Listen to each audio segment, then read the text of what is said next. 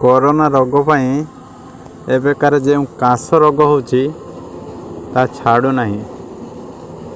से पाई आपन करिया पाई पड़िबो औषध आपण 50 टी तुलसी पत्र नेबे अदा आपण 20 ग्राम भी नहीं पारंती ताको नहीं एवं महू मीठा अनुसार नेबे अदा एवं तुलसी पत्र प्रथमे आपण ताको छेची करी ताको पेस्ट करिवे पेस्ट कर साला परे ताको आपण गोटे पात्र रे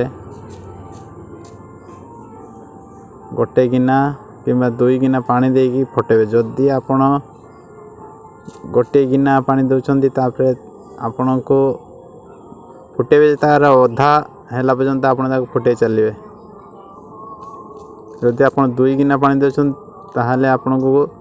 फुटे फुटे आपण को गोटे गिना रे समाप्त करते पड़ियो।